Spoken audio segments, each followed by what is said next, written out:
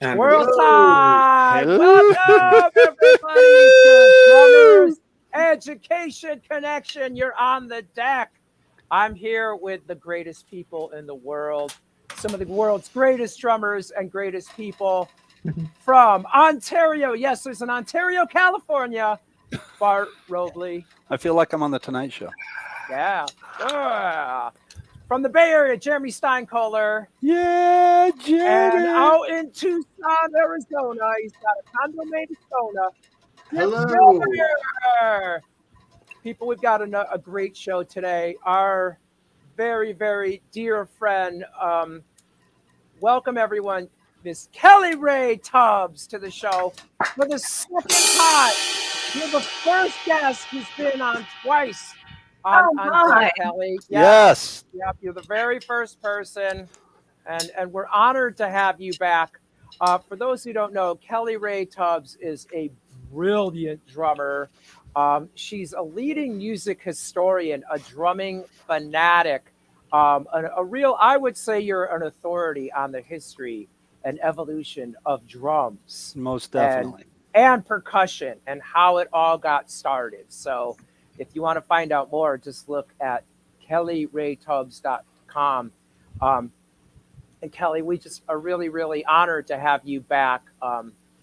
Your back. Your energy, we just love your energy, and we always learn so much from you.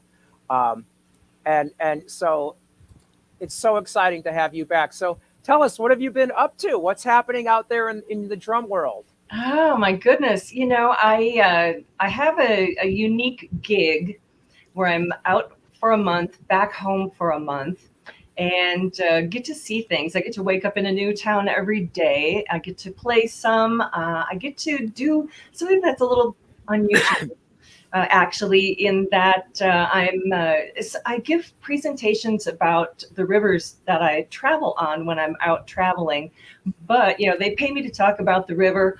I want to talk about music, so I find ways to incorporate that. So I talk about the flood of 1927 and the music it inspired. Things like that. And get to help people embrace how those two things are not completely independent, how a flood event along the Mississippi River, the lower Mississippi River, has impact on so many people. That they are writing songs and writing poetry and stories and taking film about it. And in fact, the story gets even more twisted when you realize that the song that Led Zeppelin put out in '71, When the Levee Breaks, is actually a remake of a Kansas Joe McCoy song that he recorded in 1929 about that song. I love it. That's fantastic. Really. Being able to put those connections together is fun. Wait, give us a little more there, Rick. Sorry, Kelli, didn't interrupt. Go for it, Rick. Let's hear. Oh, your mic shut off. He muted himself. You muted yourself. Okay, so anyway, back to your story, Kelli. Sorry about that.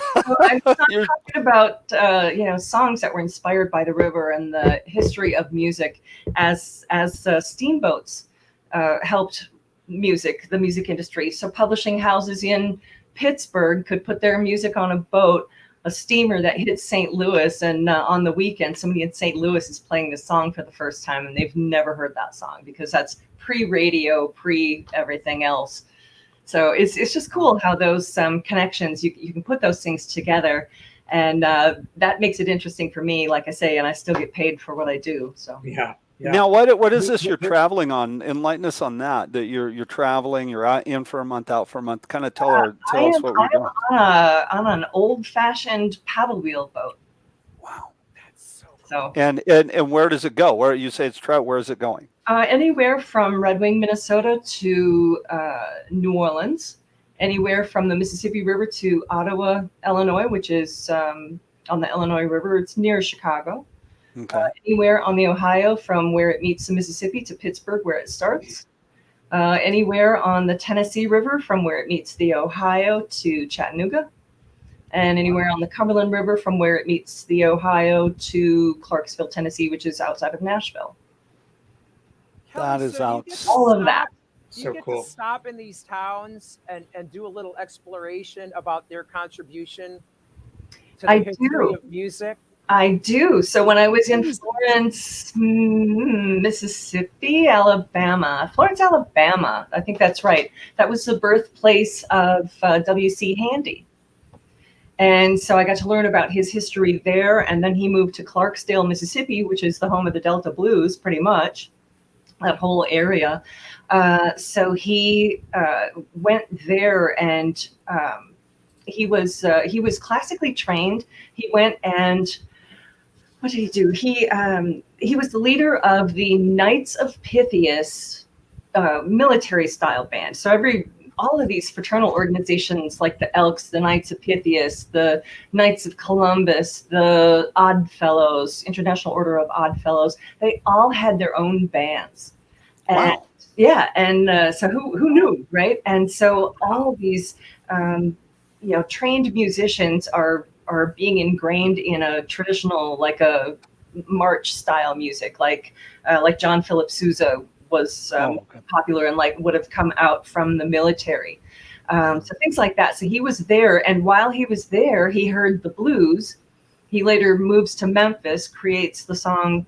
It was called Mr. Crump at the time. It was a campaign song for a guy who was running for mayor, and he would play this song at every rally, right? And it was the first documentation, I'll say, the notation of the blues. So he may not have been the creator of the blues, but he was the first one that could use notation to write it down. Are you telling me that music and politics did mix? Briefly. Well, Bart, Briefly. Bart, aren't you a member of the Odd Fellows chapter in Ontario there?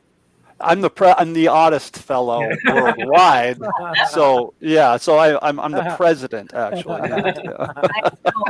Nice going. I was playing 7 and 9 and stuff.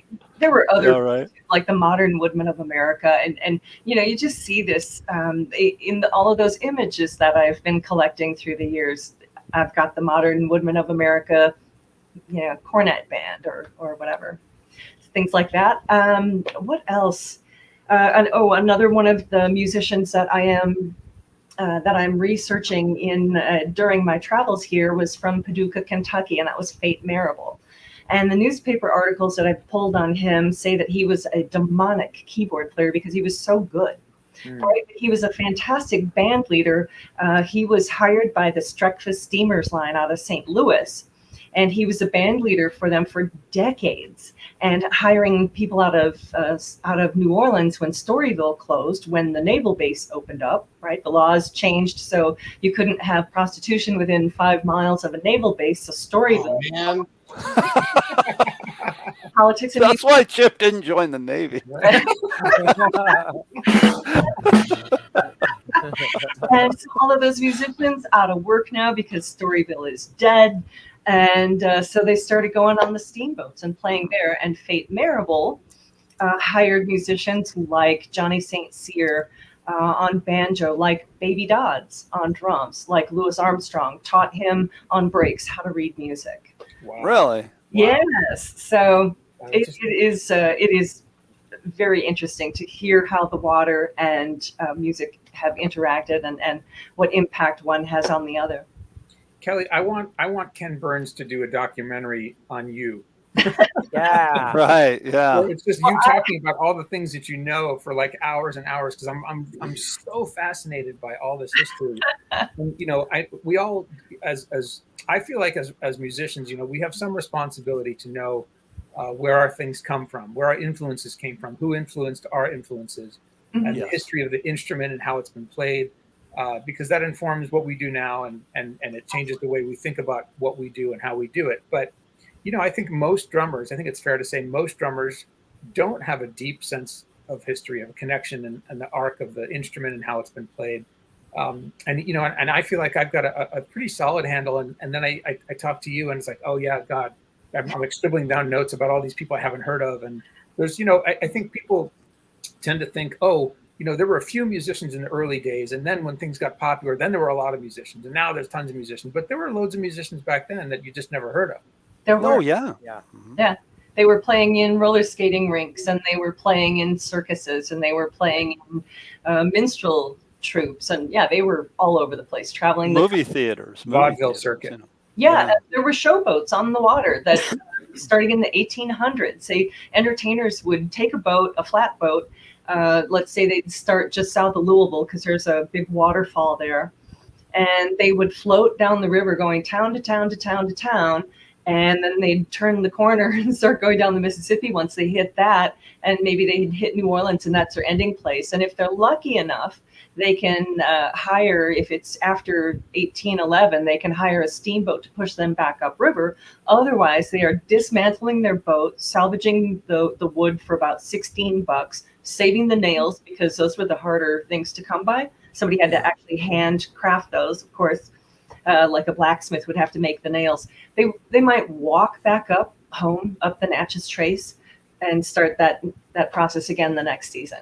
Wow. Wow. Yeah, crazy things would happen, but it was all for art and for music and for entertainment and for necessity sometimes. So Right. storage You presses would float down the river as well. Well, right. people have always found a way to, the musicians are resilient, and we've always found a way to get our music out. Nowadays, we go to YouTube or Facebook or wherever, and we put it up Because there. we've been Back in anointed with that technology. There it comes. Mhm. There it is. and Chip's right. We have been. It makes it so much easier. But back then, you had to build a boat, first of all, that would float, and second of all, you put musicians on there, and go play. And it just kind of shows you that I think people that are artistic, let's face it, building a boat, there's an art to that. People that are artistic are going to find a way to get their art out there, to get their music out there. And that's fascinating. That is absolutely fascinating. But See, also, the way that you talk about me is the same way that I feel about you guys, because you all have your specialties, and we all do. We all have something about us that we know better or differently or from a different perspective than each of the rest of us. And, that's why we get to do cool things together. yeah. Right. Yeah. And Kelli, this is I our have- way of getting it out there and giving back, I think. It really is. So, Rick, go ahead. Sorry, I didn't mean to interrupt. Kelli, Bud. I have a question for you. Let's say you're the average drummer right now trying to make it.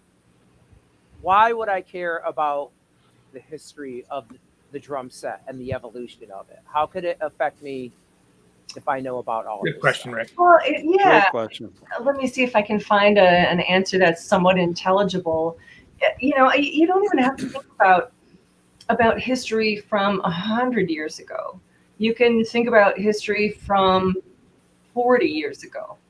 Mhm. So if you're out playing a gig and you don't know about that hi-hat on the upbeats on disco music, you're not going to impart that music very well. Mm-hmm. Not going to give the right feel. You're not going to make your dancers on the dance floor dance, because they're not going to know what to do with that. It doesn't feel right. Mm-hmm. So, just in that small microcosm of music, it's important to know that. It's important to listen to what that is, so that you can provide the correct kind of spin. You can still make it your own, Mhm. but you still have to have some of that original flavor in, or you need to go completely different from it. Right. So it just makes you more authentic to what you're currently Yeah, doing. I'm all about authenticity. Mhm. All about it. Mm-hmm. Yeah. I've Well seen said. that. That was a great in- answer. Yeah, great answer and great question. I think I just want to kind of say that I think that being authentic in drum sounds is so important. You mentioned the hi-hat. Let's say you're playing in the 70s, you're playing something from the 70s, and you have to really nail not only the feel, but let's say you have to nail the sound, and you're using, standard toms with bottom heads, but this song was recorded with concert toms with single heads. As drummers, or roto toms, you all hear it, or we all hear it and go, oh, that was a set of, concert toms, or hey, those are roto toms. And just knowing that and being able to put that little splash into the music just makes it more authentic. It makes it sound right.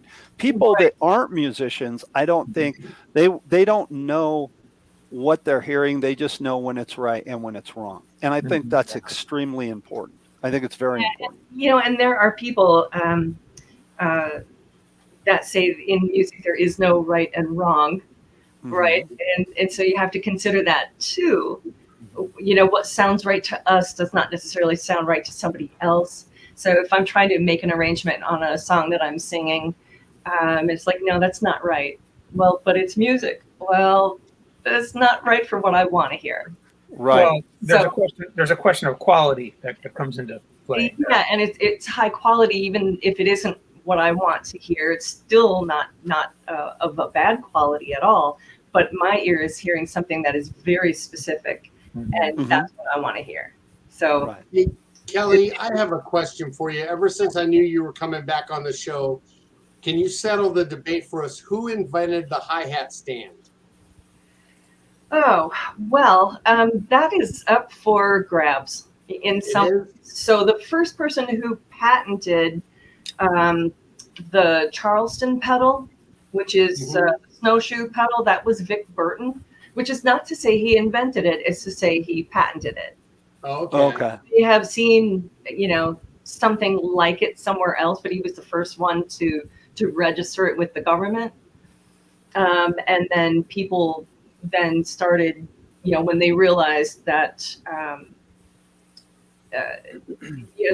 they realized there could be a better way to do this, to make that sound happen. In Germany, they had other kinds of hi-hat stands that had the cymbals like this instead of like this. Really? Really? No kidding. Yeah. So I want that. That's cool. Left, right. I know. Yeah. So the cymbals went like this. You stepped on the pedal and the song was done. So you didn't play it at all with your hand. Right. Oh, or at least you maybe could. You could take your stick down there and hit it, but yeah. But that wasn't necessarily the intent. And it's in some ways space saving. Yeah. And it looks like crash cymbals look. Right. Yeah. Some of that, thinking about some of the earliest drum pedals, bass drum pedals, which were parallel to the heads. And the beater would come in this way, but your foot is in this direction. It's really hard to imagine, but the drum is round in this way, not round in this way. Yes. That's when you're marching with your drum, you're hitting it with your mallets on the side. And so when some of those earliest drum pedals were made, they were made with the bass drum in that orientation, that same orientation, because they'd never seen anybody play it sideways. And so it's understanding those little things. Who decided that, if I turn my bass drum sideways, this pedal is going to work a lot easier. That's funny because nowadays when you see somebody, even in a marching band in a parade, they're carrying the bass drum sideways, but really traditionally that's the correct way to carry a bass drum. Well, kind of hard to carry it the other way.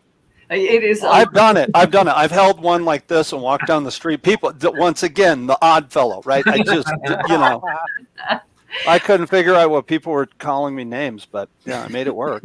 Hey guys, we have Jim Royal on. He said hello to all and welcoming Kelli back to D.E.C. Wonderful, informative knowledge. Jim Royal in the house. Thank you, Jim. Connecticut Power. The best Kelli, of the so best. you've done such a deep dive into the history and the development of the drum set and where it all came from. And that just has to kind of spark your imagination. Wow, if they did this, well, maybe they were on track with something, a style, a setup, a stand, some kind of contraption that needs to be re-explored. Yeah, it's and sometimes people do. People think about double bass drum pedals as, like a 70s thing, right? When they first started coming out. Yeah, no, it was like an 1890s sort of thing. Wow. What? Double bass No pedal way, in really? 1890? Really? Really? Yeah, I think if my memory is serving me correctly, yeah. Camco didn't invent the double bass drum pedal. So wait a minute. I thought that just the single bass drum pedal came around turn of the century. That's what I thought too. That's what I was just going to ask. Patents in the late 1800s. Wow. Really? So- No kidding. Mhm. Who patented it? Who was the first person? Oh, there were many people who patented. I mean, there are hundreds of pedals, before 1950. Wow. Oh, That's something else. Yeah. That's really cool. Now, what do you have there behind you? We were going to talk about that before we got on deck. That is And a small part of my collection of antique drums, because it doesn't all fit in here. But I can talk to you a little bit. Let's see. We'll look at that white one there, that leady. wow, It's, that's cool. You can kind of tell its age because it's got these posts in the center. If you can see that round post, that was one of the early features of some of the improved single rod tension drums. So that's a single rod tension. So it's got one T knob here, but it hooks all the way over here. So I see. both heads tension at the same time. And that little post in the center was so that the lugs would all be self-aligning around the drum. And so is it before wrapped? this existed, you would just have to eye it. Right. And get those lugs in kind of evenly spaced as best as you could. And while you're tuning one, this one is sliding. While you're tensioning another, the other one is sliding. And so those self-aligning knobs or whatever, it just slides right through. That was a big improvement for those people back then. So how big is that drum, Kelly? It's a 28 28. What kind of head is on that? calfskin. Calfskin. Yeah. Yeah, with And all it's all calfskin. is it wrapped? Is it like a white wrap or what is it? Is it painted? It is painted, and I don't know if that is the original color or not. I haven't delved that deeply into it. I bought it probably maybe, let's see, how long ago? Maybe 10 years ago? Does that sound right? Quite a while ago from a fellow in Ohio.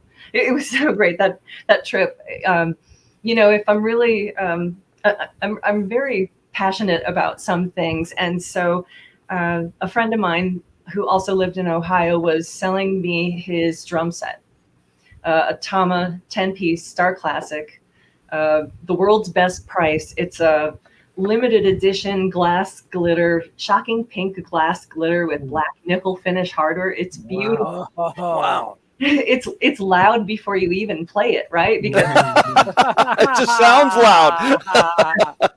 and so I went at the same time that I picked up this set here with a couple of snare drums, a Ludwig and a Richards, I think, and the snowshoe pedals and temple blocks. I mean, like all sorts of stuff came with that drum set. And I get there to the second guy's house, and I've already got this Tama set in my car. And he's like, how are you gonna get this all in there? It's like, don't worry, I'm like ninja level Tetris here. Let's just carry it like Bart carried it, while holding up. Exactly. You're just out the window of the car, driving back to home. That's right.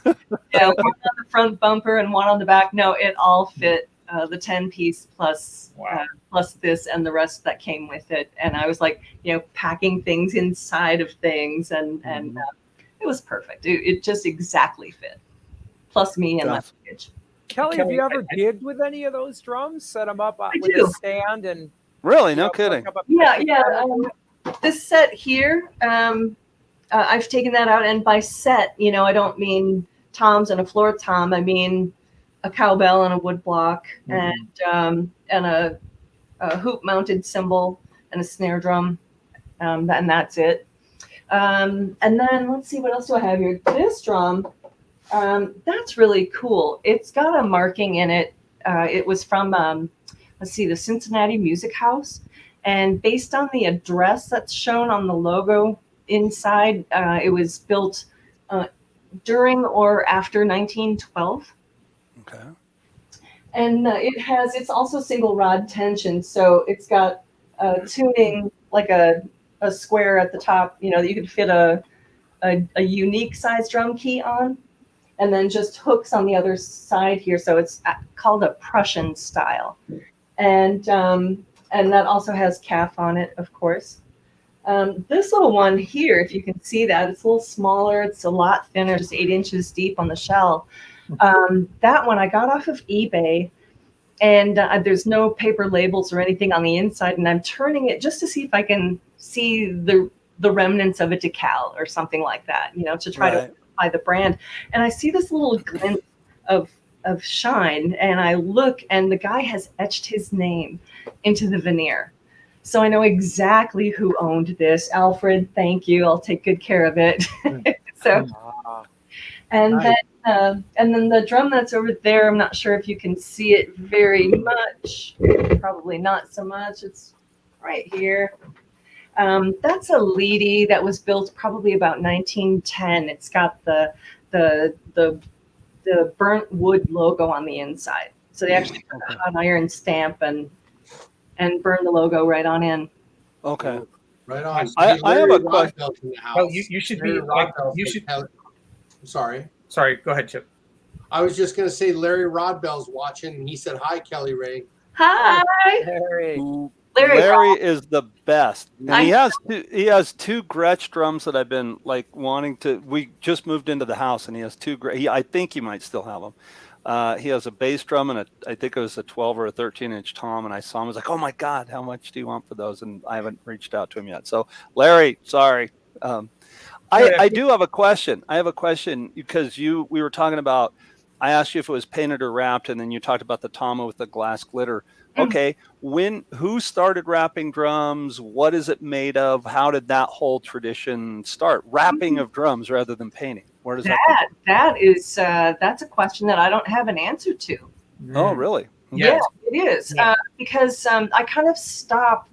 My specific area of interest is kind of the single rod tension, and once I just haven't studied much, haven't delved into the single tack toms that started happening in the 30s and the 40s and things like that, where it was partial tension or the starting of double tension. I kind of stick with what I know and love here, just because we can hear in recordings what those drums sounded like from the 30s, from the 40s, but we don't get to hear what these things sound like. We don't really have a lot of recordings from the early teens that you can hear the drums and hear them clearly. There are a few recordings, but so that's kind of my goal, is to let people know what drums sounded like 100 years ago, 120 years ago. If we wanted to hear those, you said there's a few of them. What direction would we go in to hear those? Where would we hear those? Oh, like what kind of gigs or what kind of? Well, no, you said there's a few recordings of the songs. Sorry. Recordings, not these drums, but drums, ones like it. In general. So in 1917, the first jazz recording was made. It was by the original D.E.C. jazz band. Yep. It was recorded in New York. That's right at that time when Storyville is crumbling, and those musicians there are leaving New Orleans for different pastures, may or may not be greener, right? Also in 1908 and 1912, James Lent, drummer, recorded a song called Ragtime Drummer, and that's the 1908 version, which is on an Edison cylinder, if you know what I'm talking about. Really? No kidding. Mm-hmm.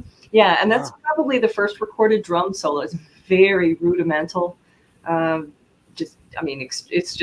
It's very rudimental. It's very military, marchy sounding, but it's and the melody of the band behind it, it's very ricky-ticky sounding.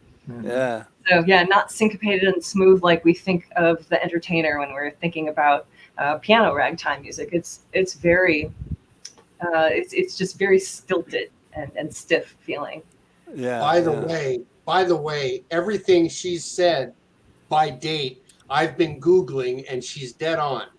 Of course. That's awesome. That's so cool. Kelli should be the drum aficionado on Antiques Roadshow. Someone brings right. That'd be awesome. Right.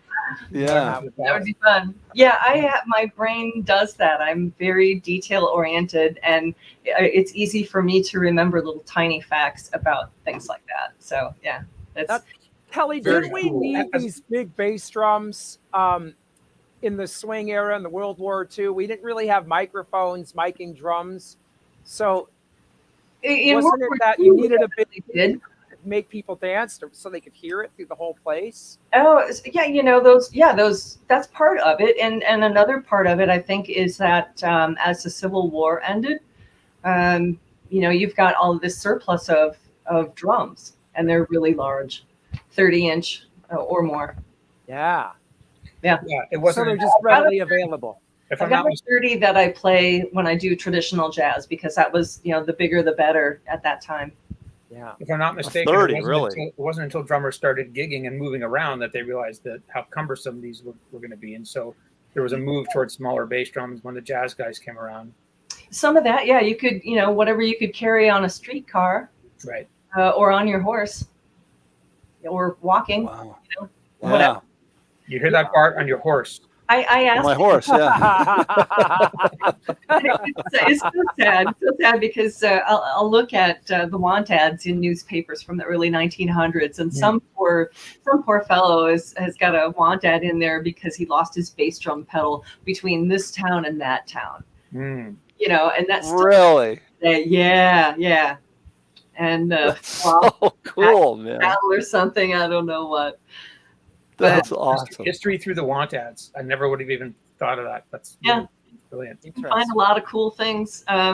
Advertisements specifically looking for women drummers, redheads preferred. Mm. Yeah. Really? So, No as kidding. You're in addition to being a historian, you're a collector. Is that right? Yeah, of a few things. Yeah, I like that era, the late 1800s and the early 1900s. And I'm 100% unknowledgeable about rope drums, and not necessarily knowledgeable about modern drums either. But there's that little niche where I know a lot, and I'm just trying to expand in each direction as I go. So Narrow and deep. Nope. Yeah. So where do you keep your collection? Like you say the want ads and stuff. Do you have those framed or anything like that? No, I have a subscription to a couple of newspaper services, and with that you can kind of clip the newspaper clipping, and then I've got a software package that helps me keep all of those things in place. And you asked about the book earlier, Rick. So that's the way that we work together. Is that I've got this photo that's up. I might have the back of the photo. If there's information on that, I can date the photo, all of the comments, all of the things that we're noticing about that image.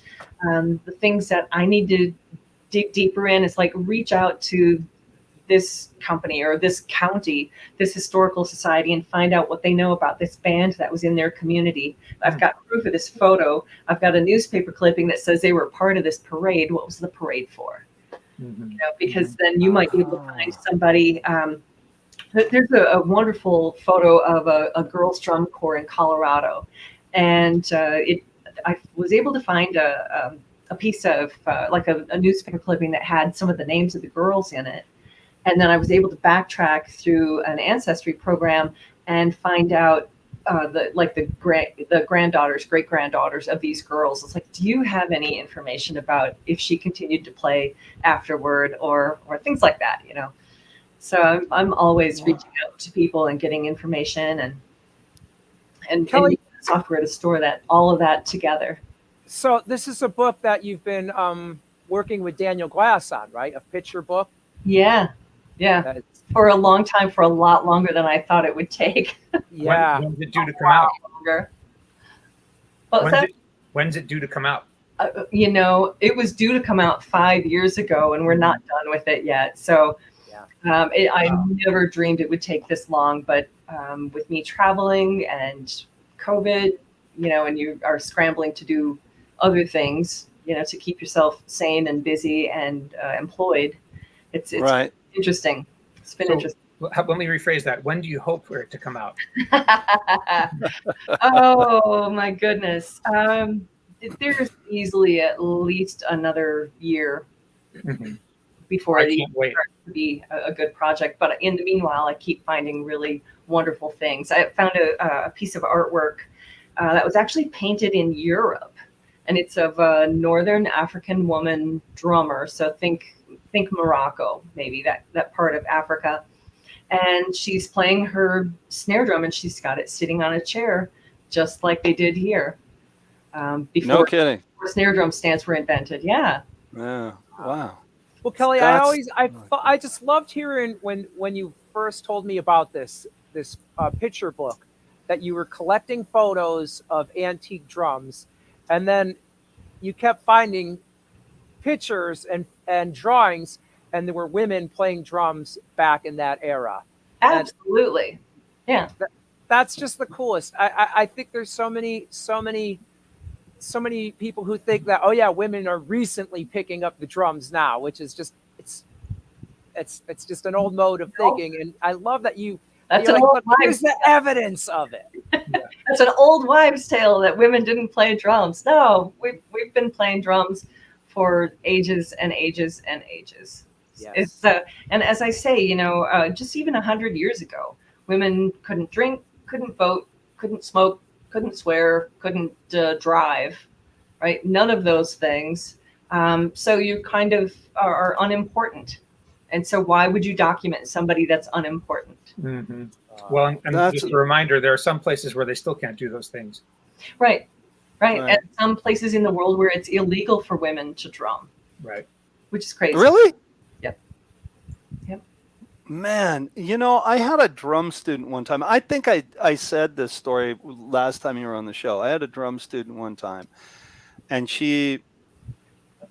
when she said it, I didn't even register with me. She goes, my husband doesn't want me to play drums. He wants me to play piano because he doesn't think that playing the drums is feminine or as something a woman. Yeah, that's something that a woman would do. And when she said it, I was like, I mean, it just didn't compute. I was like, why would he say that? There's so many amazing women drummers. It's not a gender thing at all. I mean, growing up, being a drummer growing up here in band class at school, there was always girls that were drummers. It wasn't even something that I've ever thought of. It was just, oh, you're a drummer too. Great. That's awesome. We're family. You know what I mean? That's the way I've always kind of thought about that. And I don't know. Parts of the country, I think, I truly think it has to do with what part of the country you've grown up in too. Yeah. So on the coasts, people are, received, women drummers, I should say, or girl drummers received different treatment than many of us in the Midwest did. Mm-hmm. So I'm not sure if this is a proud moment or a not proud moment. I haven't necessarily made my decision on that yet, in retrospect. But in that moment, it was definitely a proud moment. For the first half of my 7th grade class, the boy drummers would not allow me to play snare drum. It was always go play bells, go play timpani. Mm. And there was a song that we were playing in the 2nd semester of 7th grade, and I wanted to play that snare drum part, and I knew I could. And so I said, move over, I'm playing this one. And he said, no. And I said, move over, I'm playing this song. And he says, go play bells. And then I hockey checked him, and he yeah. Bam. And you probably played it better than him too, right? I quite frankly did, because I was taking lessons and he wasn't. Right. That's awesome. So he moved 2 feet to the right involuntarily. And like I say, I don't know if that should be a proud moment of sticking up for myself. And, yeah, it should. And or if it should be a proud moment that I resorted to violence in order to make a point. But no, I'll show you what violence is. If you want to do violence. I had a student one time, and I still teach. What's that? I was just saying that's the good kind of trouble. Exactly. I think it's wonderful. I still have this student, Joseph Yan. He is a little guy. He started with me when he was very young, and his mom wanted to have him learn drums because she played drums, and they're from Taiwan, and they just moved to the country, and she spoke very little English, but she could communicate with me well enough that she had played drums in Taiwan and that she played snare drum in marching band. Nice. So Joseph took a few lessons with me, and we're working along. Her English is getting a little bit better. He's becoming a better drummer. We're all growing together. And so I started him on this piece of music called the Red Panthers. Have you ever seen it? by the Ludwig Drum Company. It's a 3-page march, and it's got a lot of the original 26 rudiments in it. I've gotten a lot of miles out of it. Great piece of music. So I'm teaching it to Joseph, and she's like, "Oh, I don't. He can't. It's too much for him. He's too young." I'm like, "No, trust me. We'll get through this." Sure enough, we did. And so one day, probably 3 lessons into it, she's looking at the piece of music, and I can tell she's reading along with it. So I said, "Here," and I handed her a pair of sticks, and she kind of sheepishly took them. She didn't want to, but she did. And I had 2 practice pads, and I put one in front of her, and we played it. And she read it like a champ, man. She played it so good, and we played through this piece. I didn't turn on the metronome; we were just playing it. And it's a top line, bottom line, So it's a duet basically, and you play 2, 4, 6, 8, 10, 12, equal amount of drummers. And we played through it, coda and all, man. And it was awesome. It was such a great moment. And I love telling that story because she just read it so well. Oh, that's awesome. Guys, I want to tell you a story about Kelli, and this should be a proud moment for you, Kelli. You've dove in to the evolution of drum set and the evolution of the drum. And you've been to my studio and we've jammed. And I have double drum sets here, 2 drum sets, actually 4 drum sets. So all the time I have drummers come in and we jam together, right? And we're playing together. We're trading fills, we're trading 4s.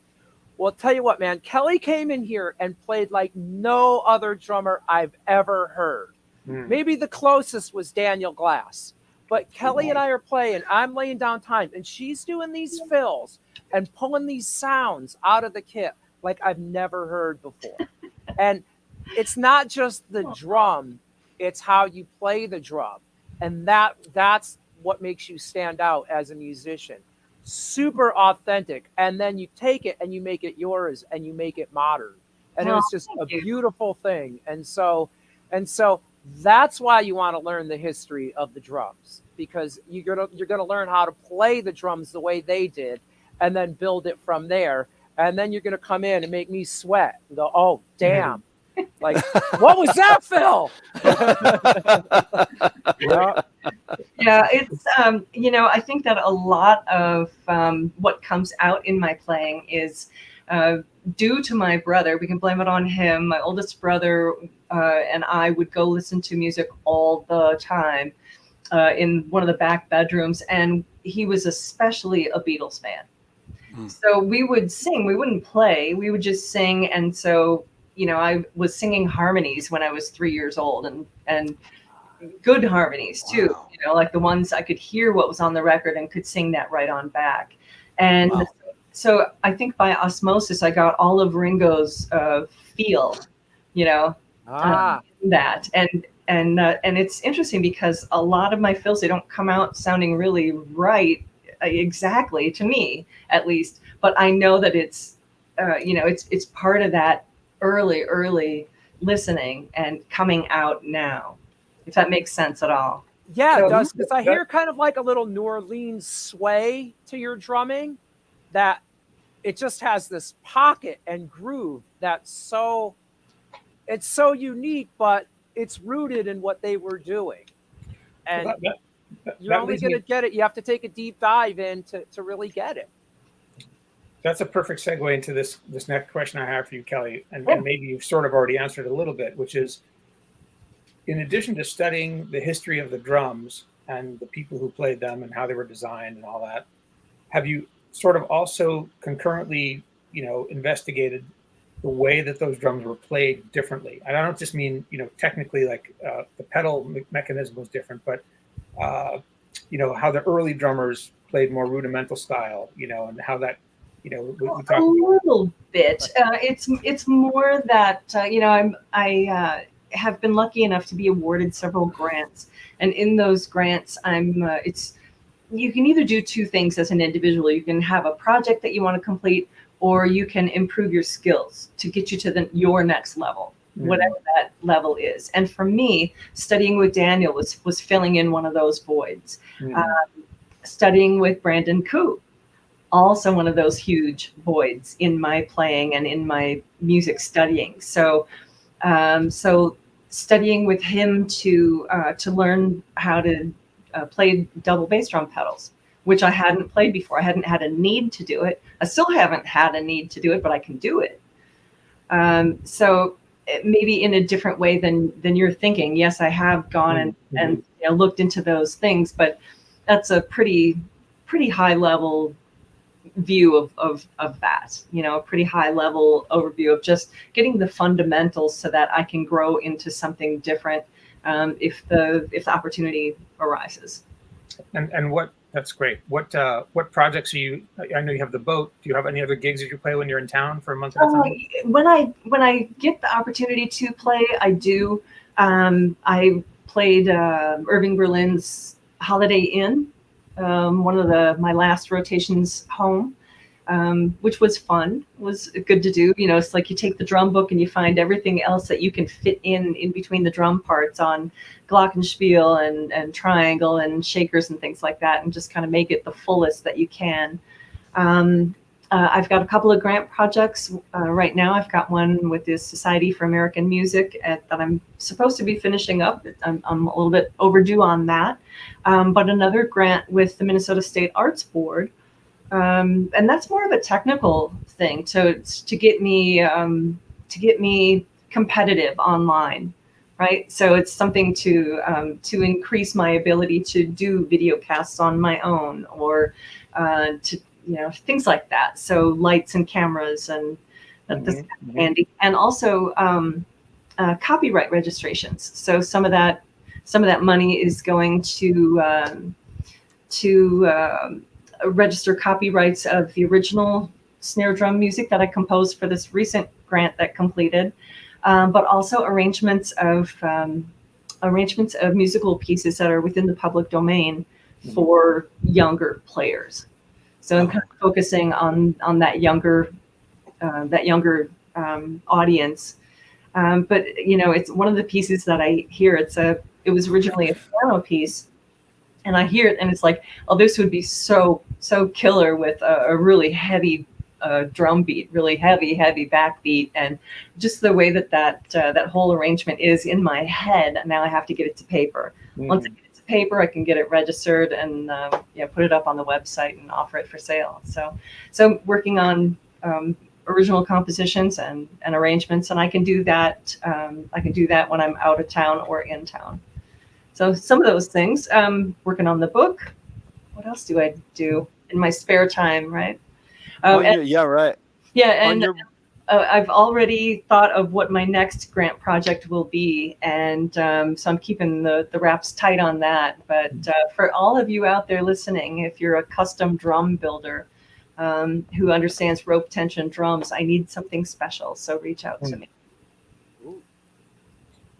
Kelli, do you get people, speaking of reaching out to you, do you get people around the country who are starting to know about you and who you are and what you do, and they say, oh, I just saw this drum or a photo, I found a photo at an antique store, or I saw this drum at a garage sale, and you get these emails from folks saying and asking questions and like that? I do. And that's been happening for a few years, which is really cool. A fellow reached out to me. He was doing a thesis for his master's degree. And introduced on a couple of things, and another one has another master's degree or book that he's writing and is looking for some more information. And it's like I share it to the best of my ability. I need to keep some things under wraps for myself on projects that I've got. It's like, once this thing is done, then you can use this. Or and in fact, one of the photos that I have was put into a book by Dr. Matt Brennan called Kicking It. Kick it. Oh goodness, did I just say the name wrong? But anyway, check out his book. It's a social history of drumming, and it is a magnificent piece of work. There you go. Give me the official title? Kick It. A social history of the drum kit. Yeah, fantastic. Let me back it up. Let me see it. Wow. Oh wow. Yeah, it is. Wow. Amazing. It is amazing. Oh, I gotta get that. What? Who wrote it? I'm sorry. Dr. Matt Brennan. Oh, Matt Brennan. Yeah. Wow. I gotta get that. Is that Art Blakey? Awesome. Is that Art Blakey on the cover? Let me see. It looks like Art Blakey. It looks like Art Blakey. Yeah. It does look like Art Blakey. Yep. Yeah. He's the Art Blakey and the Jazz Messengers Messengers. come from? What was that, Rick? Where did the drum set come from? You know, kind of all over. A lot of the components came from China. A lot of them came from other Asian countries. And it's the components of the set. So like the tom toms, Chinese tack toms were brought over with immigrants, and Chinese cymbals were brought over with immigrants. Turkish cymbals were brought over with immigrants. There's not a lot here that's genuinely American on a drum set, but how we play it is genuinely American. Right. We're the culture of synthesis. Yeah, in a lot lot Yeah. Yeah. Wow, that's cool. So Hey, really, Jeremy, there's a guy behind you. During the silent movie era, right? Wasn't that how it all kind of started coming together? Even before that, I mean, before that. Yeah.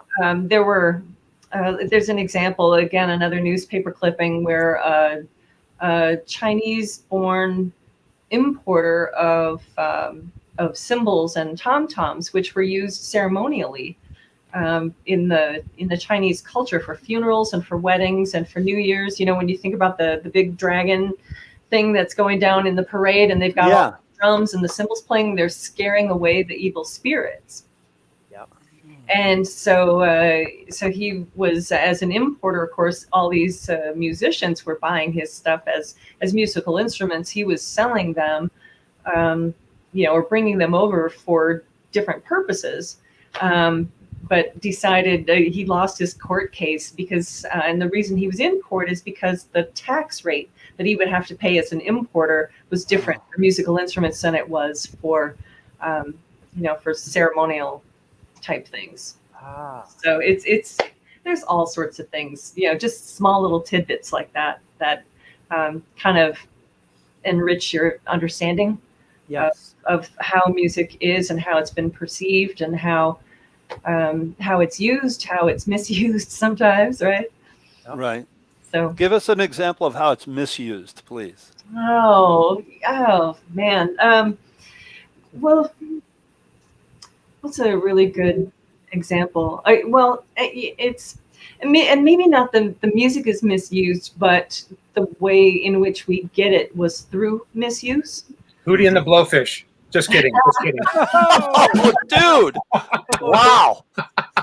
Straight up, no chaser. I'm just kidding. After you, man. They're coming after you, man. I know. It's just a joke. Dang. If you think about the cajon, okay, so it's a square box, and a lot of people don't think about the fact that they're, really pretty standardized in size, right? But that comes through. That was the shape of tea crates. And that's, when during the days when shipping was happening and everything, imports were coming in that way. So these tea crates are full of tea. The African slaves that have been brought there all up and down the East Coast of the Americas. Those slaves were ripped away from their instruments just as they were here.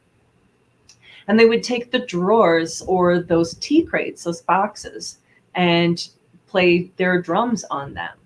So it's not that they were misusing the drawers or the tea crates, but they as people were misused through slavery, and that is how, in a roundabout way, we get the cajon, which is so popular now.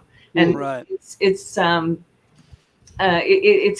think it's incumbent upon people to take a half a minute and find out what does this word cajon even translate to, and then why does it translate to that, and why is that? Why were people drumming on tea crates? So what does it translate to? Can you tell us? Box or drawer. Box. Okay. But one of the things, one of the sort of common themes that I hear in a lot of the stories you tell about how things developed on a technological side, or how they were used differently, like the story about the cajon and about the bass drum and the pedal and the cymbals going side to side and the music going up and down the Mississippi River. It's like so much of what happened in history has to do with a confluence of things at the same time, and not just the music by itself. It was like the music in relation to the fact that there was a steamboat so that the music could travel and go from city to city before there were recordings, right? And that's how music spread and got influenced, and that's why there are more musicians in Chicago, and blues, made its way from New Orleans to Chicago, Mhm. and the steel drums in Trinidad and Tobago that were leftover oil barrels from the U.S. Navy in World War II. Exactly. Yeah. It's There's just more.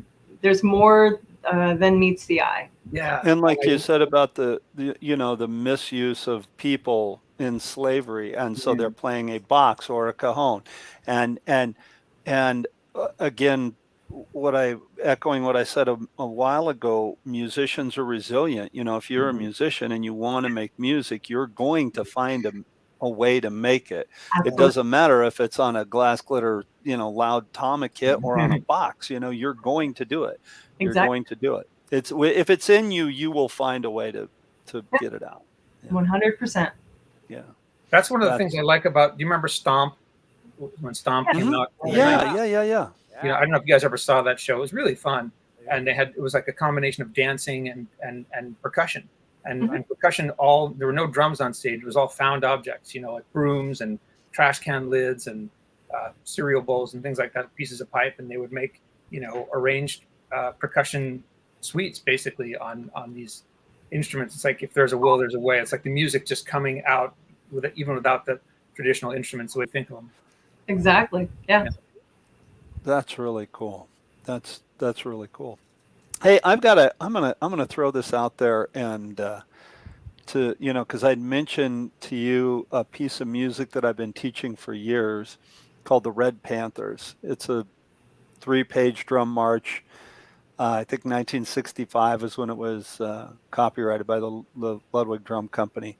What if I were to email that to everybody, and we all learned it, or we all had a drum student learn it, and we all played it at the same tempo and put it together? And it's a duet, so we could say, okay, Jeremy, you and I'll take the top line. Kelli Rae, you and Chip take the bottom line, and Rick, you just do whatever you want because you're Rick Stojak. You can do whatever. And we made a little recording. We said, okay, it's 80 beats a minute or 120, whatever. Would you guys be hip on doing that? Totally. Absolutely. Only if I can use a 100-year-old snare drum. Yeah. Oh, that would be so cool. That would be way cool. That would be fantastic. Would you guys all be hip on doing that? 100%. Okay. Yeah. Today, when we get offline, everybody text me your email address. I have all the guys, but Kelli Rae, let me make sure I got yours. I'll email the chart to you guys, and we could all do it. That would be a lot of fun, I think. And we could put that like on the D.E.C website. Oh yeah. And, yeah. How are you going to see my stick tricks? I don't get it. Yeah. What's that? I'm putting it out there that we're all musicians and probably purchase a copy instead of you sending us a copy. There you go. Okay. There you go. There you go. Right. Yeah. Yes. All right. So I can add double kick. Jim Royal says he's in too. Oh, dude, let's make this a thing. Okay, Jim, let's make this a thing. If Larry's still watching, okay, that's it. Now it's a thing. Now it's a thing. We're gonna need drum. We're gonna need a sandwich. We're gonna need a lot of stuff.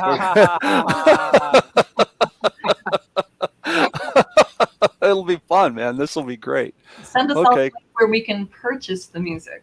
Yeah. Exactly. I got to find a place because I have honestly I got this piece of music from Robert Slack when I was studying with him at Fullerton College. He's the first chair percussionist for the Pacific Symphony, and I've been teaching this piece of music forever. And I've had the same copy of it for. What's the title of it, Bart? The Red Panthers. The Red Panthers. Yeah, it's 3 pages. Red Panthers Drum March. Nice. Did you find it? No, I'm looking.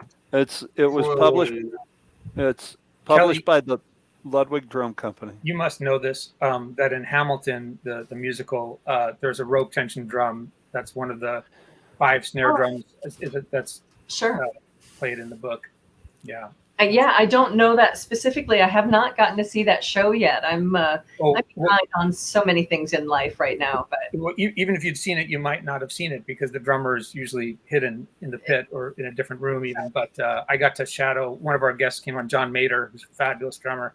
I got to shadow him in the Hamilton pit a couple years ago, and he showed me this, big field marching drum that was a rope tension drum that they had some of the trying to be authentic with the sound again Right. from that era, right? Yeah. Absolutely. Rick and I went to the Sabian thing after NAMM up at the Sabian factory, and John Mader was there, Yeah, and yeah. Alex Acuna. Yeah. And there was this drum set in the back room, and we're all just standing around being drum nerds. And all of a sudden, this drumming started coming out of the back room, and it like you could have heard a pin drop. Everybody was like, "What is that?" Yeah. And we went around the corner. Here's the, Alex Acuna's playing drums, and John Mader's playing the side of the floor tom, and it was just, oh my God, it was amazing. So and it was like, beautiful. it was like maybe they played for a minute, and it was just phenomenal. It was mind blowing. Very great. cool stuff. That is cool. Yeah. It's definitely cool. Kelly, do you have, and how many, like you're sitting right now talking to us on your computer and you've got 5 bass drums sitting behind you. I'm guessing that's a fraction of your collection. Four behind me. I've got a couple in the living room. I've got I got a really great 1920s Ludwig bass drum out there, marching bass drum. I've got about 20 single rod tension snare drums of various ages. So They're mostly upstairs. I was just going to say where you came. You have like a museum's worth of drums and percussion instruments. They're maybe not museum quality or museum worthy, but for me, each one has a story, and that's what museum is for. That's exactly. That's amazing. You should, boy. I feel like at some point, before you die, down the way down the road, like next week. Yeah, right. You should put together like an exhibit. Yeah. A presentation and a video. Well, especially with all the pictures and stuff you have. Oh my God. It would Yeah, be so with some of those grant projects that I've done in the past, I've actually, taken this drum and my snare drum from that dates back to 1887 and used those in a performance and used them authentic to that time frame. So no snare drum stand. I was able to find a proper wooden chair at a thrift store, and used that. I've also done a gig, a couple of songs on a gig, playing with whisk brooms on a trunk. Those shapes over there. Really? Yeah. Just wow. Blue City Mound Rollers. I think that's the name of the group. There's some video actually on YouTube that you can find. Whisk brooms on a trunk. Yeah, I love it. Crazy. And that guy is so good with those brushes, those whisk brooms. And it's like, oh yeah, this is cool. This is very She cool. played whisk brooms on a trunk with the Bay City Rollers? What? Well, it's like Bonham played on the guitar case on Ramble On, right? He was tapping on the guitar case. Yeah. Yeah. Hey, that's what DJ Fontana did with Elvis Presley on the 68 comeback special. He had a guitar case and he played a set of brushes. Yeah. Yeah. Good One stuff. that I've done is brushes on a cardboard box. So Yeah. Very cool. I did a pizza box once, but it wasn't as exciting as it. What kind of How pizza good was the it? pizza? Yeah. How good was the pizza? Here we go. Okay, there we go. Okay, Rick, ask the question. All right, Ask Kelly, what's your best pizza place local to you? Wait, no, even better. Best Anyway. pizza on the Mississippi. There you go. no, that's not a really good question to ask Not a good about that. But I want to know the best pizza in 912. Oh, you broke up. You broke up. yeah, you broke up. I'm man. a Chicago pizza chick. So Oh yeah, that makes sense. Yeah. yeah, definitely. Yeah. Do you have a favorite place? Pound beef sandwich and a tavern cut pizza, thin crust, extra cheese, lots of Italian sausage. There's a place along the Mississippi that has mostly okay pizza, but their sauce is too sweet. They don't have enough Italian seasoning. And then for me, if it's not pork-based sausage, it's not Italian sausage anyway. There you go. It's just a cheeseburger at that point. I want to know. She's insulted. Oh, I love it. I wanted to know what was the best pizza you could get, like in 1894. In 1894, I think you'd have to go to Sicily for that, but I'm not sure. Right on. Yeah, Very that's a good. good question, I thought though. you might know that. I thought you might Good know. question. Right on. Oh my gosh, Well, Kelly, it's been Kelly. so great to have you back Yeah, on the this was show. awesome. We love It's so you. wonderful to be back. If you haven't noticed, we're like the Kelli Rae Tubbs fan club here. I know. Big time. Big Yeah. time. I'm the Deck fan club, so we're even. Awesome. Well, I can't wait till we get to meet and hang out in person sometime soon. Yes. Yeah. Actually, like I say, Rick, keep your calendar open in January. I will find you. I will hunt you down. I've got next year open for you. Yeah. Yes. Excellent. great. Yeah, that's usually mid-January-ish. So, and often the week before what would have been NAMM, Yeah. there was a week in between those two events. So kind of. Oh my God. We'll totally hang. We're going to get some good pizza here too. Good. We'll get some spicy sausage pizza in Little Italy. Exactly. Authentic. Yeah. Authentic. There we go. Yeah, there you go.